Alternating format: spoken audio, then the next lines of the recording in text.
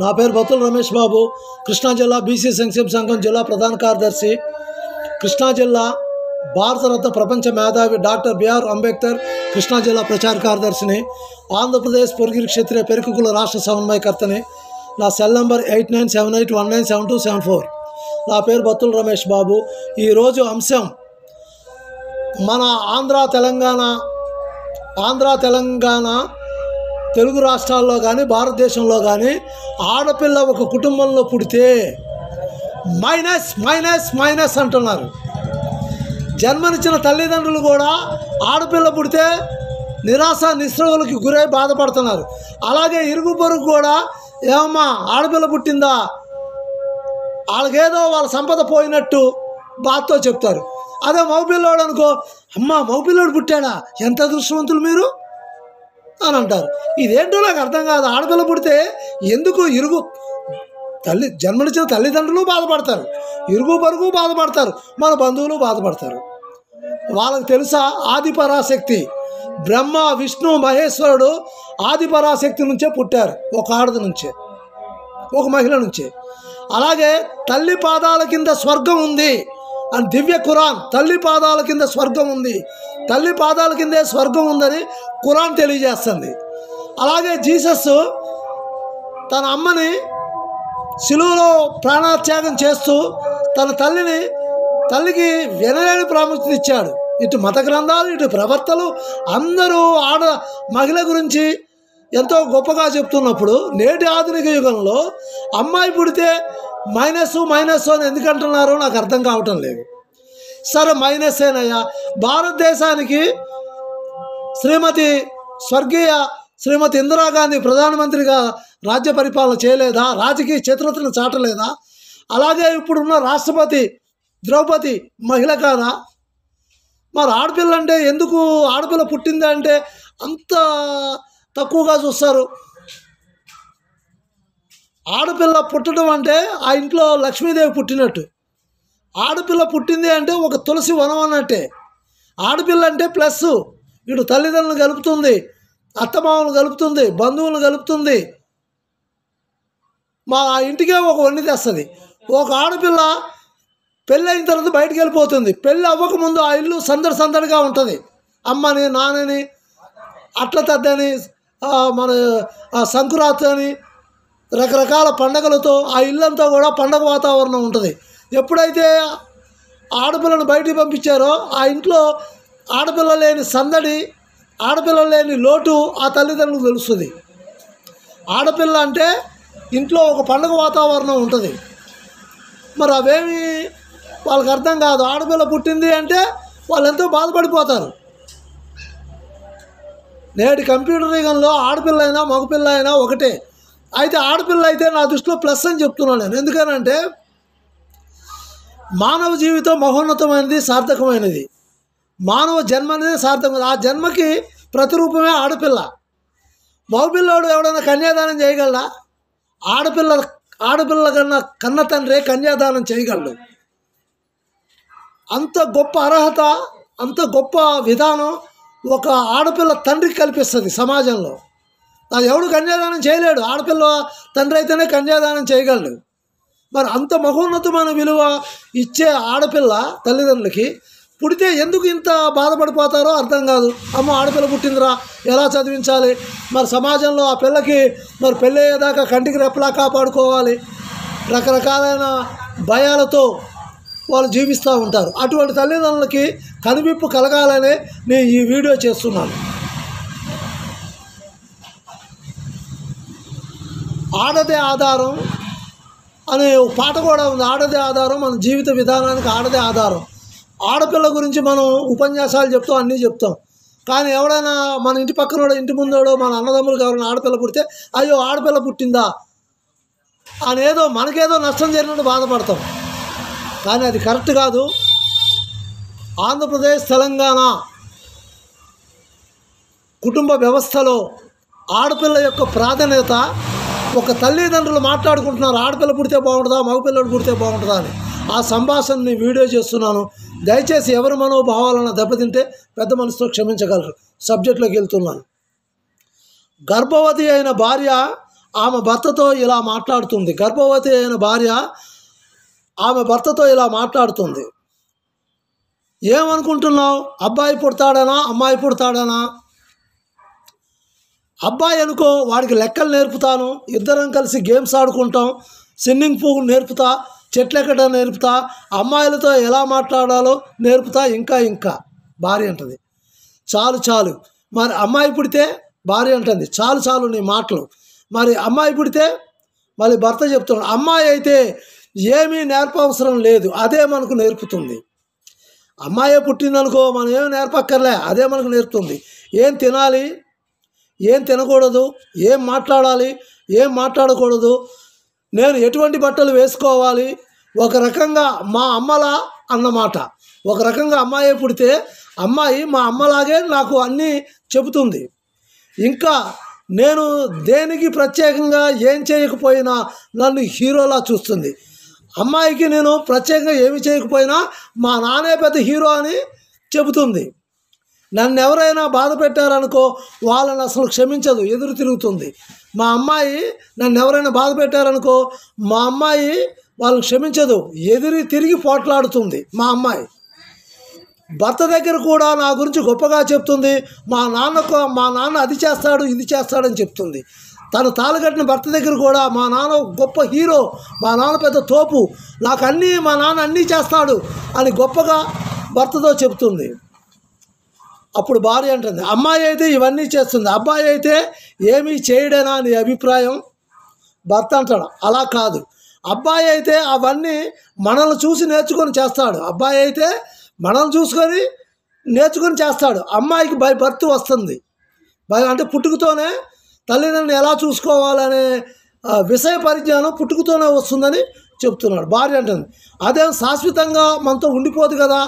సరే, పుట్టుకతోనే అన్ని లక్షణాలు అమ్మాయికి వస్తాయని చెప్తున్నావు, మరి అమ్మాయి మనతో శాశ్వతంగా ఉండిపోదు కదా, పెళ్లి చేసి ఒక ఐదు చేతిలో పెట్టాలి కదా, ఒక ఇంటికి కోళ్ళు అవుతుంది కదా అని భార్య అంటుంది. అప్పుడు భర్త అంటుంది, ఉండదు, కానీ మనం దాని గుండెల్లో ఉండిపోతాం. అది పెళ్ళైపోయి ఒక ఇంటికి కోళ్ళైనా ఒక అయ్యకి భార్య అయినా, కానీ అమ్మాయి గుండెల్లో మనం శాశ్వతంగా మన మట్టిలో కలిసిపోయినా మా అమ్మ మా నాన్న అని అమ్మాయి గుండెల్లో శాశ్వతంగా ముద్ర వేయబడతాం. వీడియో ఎక్కువ అవుతుంది, అయినా తప్పదు. శ్రీరామచంద్రుడు రావణాసురుడిని చంపిన తర్వాత రాజ్యాన్ని పట్టాభిషేకం చేస్తున్నప్పుడు ఆ యుద్ధంలో పాల్గొన్న వాళ్ళకి బహుమతులు ఇస్తూ ఉంటాడు. అందరికీ బహుమతులు ఇస్తాడు.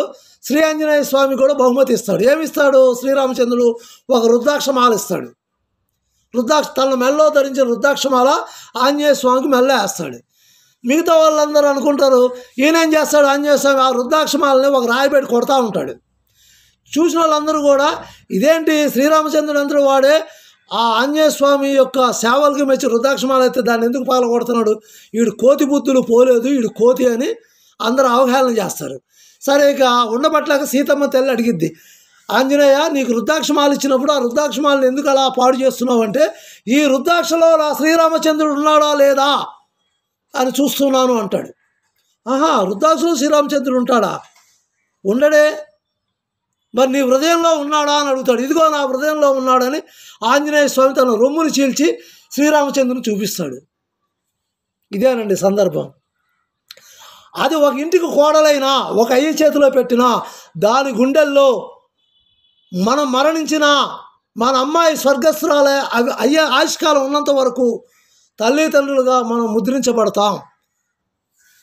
అంతే. ఆడపిల్లల కన్నా తల్లిదండ్రులు అదృష్టవంతులు. ఎందుకంటే కొడుకు అనేవాడు ఎంత ప్రేమ ఉన్నా ఎంత ఆప్యాయతలున్నా భార్య పిల్లలు అందరూ వచ్చిన తర్వాత తల్లిదండ్రులు మర్చిపోయే అవకాశం 100% ఉంది. ఆడపిల్ల అలా మర్చిపోదు.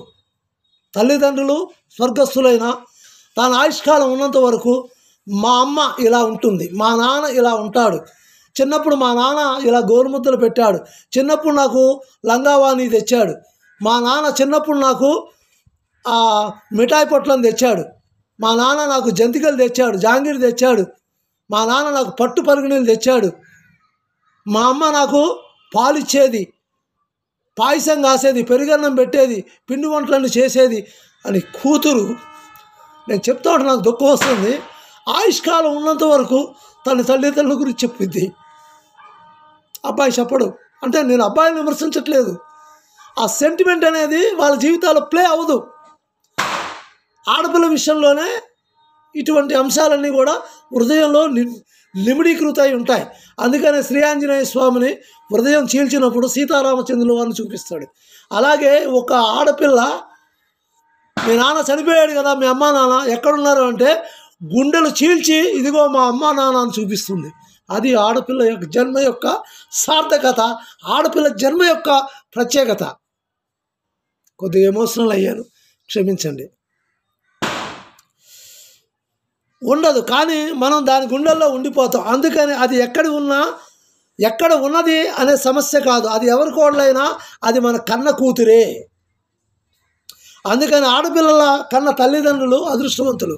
అందుకనే ఆడపిల్లల కన్న తల్లిదండ్రులు అదృష్టవంతులు. కూతురు అంటే కూడికలు తీసివేతలు లెక్కలు కాదు, నీ ఇంట్లో పెరిగే తులసి మొక్క. కూతురు అంటే కూడికలు తీసివేతలు కాదు, నీ ఇంట్లో పెరిగే తులసి మొక్క. తులసి మొక్క ఉంటే ఏమంటారు? ఇంటికి శుభకరం అంటారు. జలుబు వచ్చినా దగ్గు వచ్చినా సర్వ రోగాలకి తులసి మొక్కని, అన్ని జలుబుకి దగ్గుకి జ్వరాలకి విష జ్వరాలకి అన్నిటికీ కూడా తులసి ఆయుర్వేదంలో వాడతారు. అంటే ఆడకూతురు అంటే కోడికలు తీసివేతలు కాదు, నీ ఇంటిలో పెరిగే తులసి మొక్కతో సమానమని చెప్పడం జరుగుతుంది. కూతురు అంటే దించేసుకోవాల్సిన బరువు కాదు, నీ ఇంట్లో వెలిసిన కల్పతెరువు. కూతురు అంటే ఒక ఐ చేతిలో పెట్టి నీ బరువు తీసుకునేది కాదు, కల్పతెరువు. కల్పతెరువు అంటే ఏంటి? నీ ఇంట్లో ఎప్పుడు సిరి సంపదలు ఎప్పుడు ఉంటూనే ఉంటాయి. అక్షయ పాత్ర, నువ్వు అన్నం పెట్టే కొద్దీ అన్నం వస్తూనే ఉంటుంది, డబ్బులు దానం చేసే కొద్దీ డబ్బులు వస్తూనే ఉంటుంది, కీర్తి వచ్చే కొద్దీ కీర్తి వస్తూనే ఉంటుంది. ఆడపిల్ల ఎప్పుడైతే ఇంట్లోంచి వెళ్ళిపోతుందో, దయచేసి నేను అట్లా అంటున్నాను అనుకోవద్దు, క్షమించండి, మనకు దరిద్రం పట్టుకున్నట్టే. ఆడపిల్ల ఇంట్లో ఉన్నంత వరకు ఆ తల్లిదండ్రులకు ఆయుష్ పెరుగుతుంది, వ్యాధి నిరోధక శక్తి పెరుగుతుంది, ప్రశాంతత ఉంటుంది, నిర్మలత్వం ఉంటుంది, ఆధ్యాత్మిక చింతన ఉంటుంది. ఆ ఇంటిలో తల్లిదండ్రులు శివపార్వతుల వలె దైవాంత సంపూతం యొక్క స్వరూపంతో జీవిస్తారు. ఎప్పుడైతే ఆడపిల్ల ఒక ఐ చేతిలో పెట్టి ఇంట్లోంచి వెళ్ళిపోతుందో మన కల్పతరువు వెళ్ళిపోయినట్టే. ఆడకూతురు అంటే దించేసుకోవలసిన బరువు కాదు, మన ఇంట్లో వెలిసిన కల్పతరువు. అందుకని ఆడపిల్లని కల్పతరువు, కామధేనువు అన్నారు. ఆవుతో పోల్చారు ఆడపిల్లని, మరి అబ్బాయిని పోల్చలేదే. చాలామంది అంటారు గాడిద నా కొడక, దయచేసి క్షమించండి, ఆడుకోవద్దు, గాడిద నా కొడక అంటారు. ఆడపిల్లని అంటారా? ఆడపిల్లని ఏమంటారు? శ్రీ మహాలక్ష్మి, కల్పధేనువు, పాడి పంటలు ఇచ్చే ఆవు అంటారు. చూడండి, మరి మన శాస్త్రాలు చెప్తున్నాను, నేను చెప్పడం కాదు. పురాణాలు, ఇతిహాసాలు, వేదాలు, వివిధ మత గ్రంథాలు. ఇందాకే చెప్పాను, దివ్య ఖురాన్ ఏం చెప్తుంది? తల్లి పాదాల కింద స్వర్గం ఉంది. ఏమండి, తల్లి పాదాల కిందే ఉంటుంది ఆ స్వర్గం? ఎందుకు చెప్పాడు ఖురాన్లో? తల్లి పాదాల కింద స్వర్గం ఉంటుంది అంటే ఆడపిల్ల యొక్క ఔన్నత్యాన్ని ఖురాన్లో చెప్పారు. అలాగే జీసస్ తన తల్లి ప్రాధాన్యత చెప్పాడు శిలువ శిక్ష భరిస్తూ కూడా. వండర్. మరి అదేవిధంగా శివపార్వతుల విషయంలో కానీ, మరి ఎవరైతే పూజలు అందుకుంటారో దేవీ దేవతలు హిందూ సనాతన ధర్మంలో అందరూ కూడా, మరి హిందూ సనాతన ధర్మం వస్తే ఆదిపరాశక్తి అంటారు. ఆదిపరాశక్తి అంటే ఎవరు?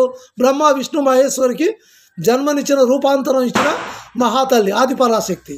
మరి స్త్రీకి అంత ప్రాముఖ్యత ఉంది. కూతురు అంటే భద్రంగా చూసుకోవలసిన గాజు బొమ్మ కాదు, నీ కడుపును పుట్టిన మరో అమ్మ. మరొకసారి, కూతురు అంటే దించేసుకోవాల్సిన బరువు కాదు, నీ ఇంట్లో వెలిసిన కల్పతెరువు. కూతురు అంటే దించేసుకోవాల్సిన బరువు కాదు, నీ ఇంట్లో వెలిసిన కల్పతెరువు. కూతురు అంటే భద్రంగా చూసుకోవాల్సిన గాజు బొమ్మ కాదు, నీ కడుపును పుట్టిన మరో అమ్మ. కూతురు అంటే ఇంట్లో భద్రంగా చూసిన గాజు బొమ్మ కాదు, నీ కడుపును పుట్టిన నీ కన్న తల్లే నీ కూతురు. కూతురంటే కష్టాలకు కన్నీళ్లకు వీలునామా కాదు, కల్మషం లేని ప్రేమకు చిరునామా. కూతురంటే మనం కష్టాలు వచ్చినప్పుడు కష్టాలు కన్నీళ్ళకి వీలునామా కాదు, కల్మషం లేని ప్రేమకు చిరునామా. ప్రేమకు, ఆప్యాయతలకు, రక్త సంబంధానికి చిరునామా, అడ్రస్. కళ్యాణం అవగానే నిన్ను విడిచి వెళ్ళిపోయినా పరుగెత్తుకొని వస్తుంది నీ కష్టం వచ్చినా. పెళ్ళైపోయి ఒక చేతిలో పెట్టినా సరే అమ్మకు కానీ నాన్నకు కానీ బాగోపోయినా, ఏదైనా షుగర్ కానీ బీపీ ఎక్కువైపోయినా, హార్ట్ అటాక్ వచ్చినా, ఆరోగ్యపరంగా ఆరోగ్యం క్షీణించిన ఆ కౌరు వినగానే అప్పటికప్పుడు బట్టలు సదురుకొని పరుగుల మీద వస్తుంది. బండి దొరికితే బండి, ఆటో దొరికితే ఆటో, సౌకర్యాలు, ప్రయాణం ఎలా ఉంది, ఎప్పుడు బయలుదేరుతున్నాను, ఏ టైంకి వెళ్ళగలను, ఇవేమీ ఆలోచించదు. తండ్రికి తల్లికి బాగోలేదంటే అన్నం ప్లేట్ కూడా తినకుండా అక్కడ ప్లేట్ పడేసి మా అమ్మ నాన్న చూడాలని బయలుదేరుతుంది. చూడండి మరి ఆడపిల్ల యొక్క తల్లిదండ్రులకి ఇచ్చే ప్రాధాన్యత. కేవలం నీ ఇంటి పేరే, నీ కూతురు ఇంటి పేరు మారుతుంది, కానీ నువ్వు చూపించిన ప్రేమ కానీ వాత్సల్యం కానీ ఆమె హృదయంలో మారదు. ఇంటి పేరు మారుతుంది, ఆడపిల్లకి ఇంటి పేరు, కానీ ఆ తల్లిదండ్రులు చూపించిన బాల్యంలో, యవ్వనంలో, మరి ఆ పిల్ల చదువుకునే సమయంలో ఆ తల్లిదండ్రులు ఆడపిల్ల మీద చూపించిన ప్రేమ అనే ఇంటి పేరు మారదు. నేను ఇంత వీడియో ఎందుకు చెప్పాను అంటే, నేటి కంప్యూటర్ యుగంలో ఆడపిల్ల ఉంది అంటే కడుపులో అబార్షన్లు చేయించేస్తున్నారు, కడుపులో ఉండగానే చంపేస్తున్నారు. ఏ మత గ్రంథం చెప్పింది ఆడపిల్ల అని తెలుసుకొని కడుపులోనే శిశువు హత్య చేయమని? ఏ మత గ్రంథం చెప్పారు? ఏ ప్రవర్తి చెప్పారు? ఏ సనాతన ధర్మాలు చెప్తున్నాయి?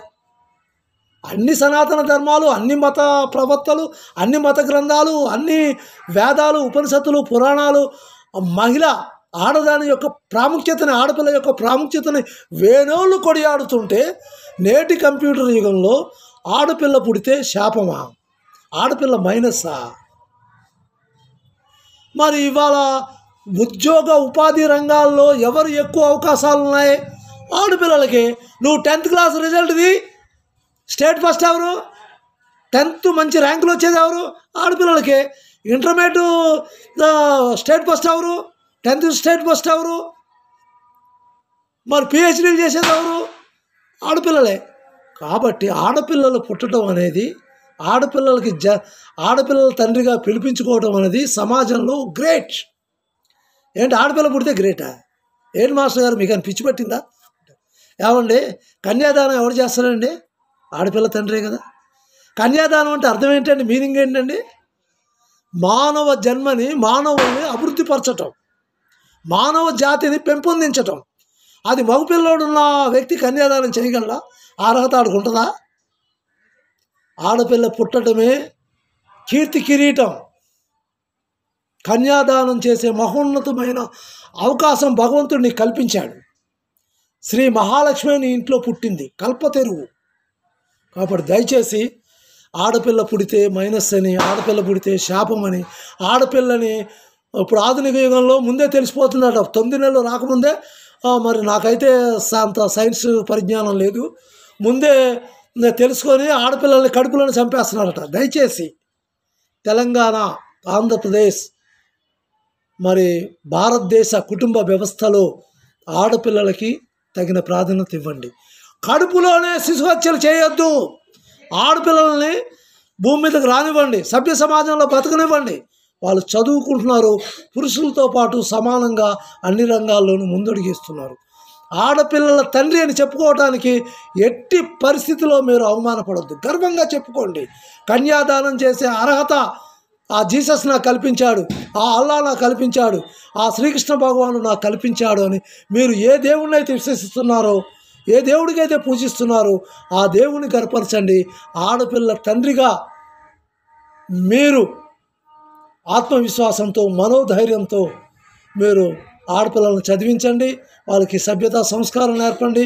మీ కీర్తికి, మీ వంశాభివృద్ధికి. మగపిల్లోడు అనుకుంటున్నారేమో, మగపిల్లోడు వంశాభివృద్ధికే, కరెక్టే, కాదంటలేదు. కానీ ఆడపిల్లే మీకు కన్యాదానం చేసే అర్హతని ఆ భగవంతుడు ఆడపిల్ల ద్వారా కలిగించాడు. ఇది మట్టి గుర్తించుకొని శిశు హత్యలు చేయవద్దు. ఆడపిల్లల్ని భూమి మీదకి రానివ్వండి.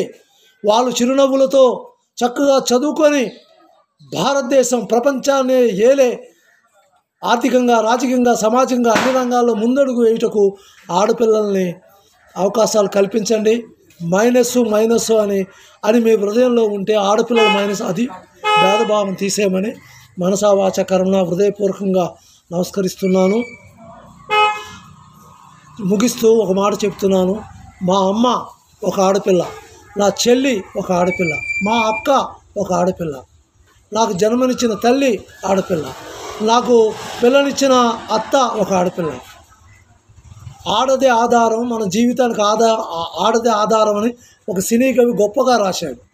దయచేసి మరి ఎవరి మనోభావాలన్నా దెబ్బతింటే పెద్ద మనసుతో క్షమించగలరు. మరొకసారి నా పరిచయం. నా పేరు బత్తుల రమేష్ బాబు. కృష్ణా జిల్లా బీసీ సంక్షేమ సంఘం జిల్లా ప్రధాన కార్యదర్శిని. కృష్ణా జిల్లా భారతరత్న ప్రపంచ మేధావి డాక్టర్ బిఆర్ అంబేద్కర్ జిల్లా ప్రచార కార్యదర్శిని.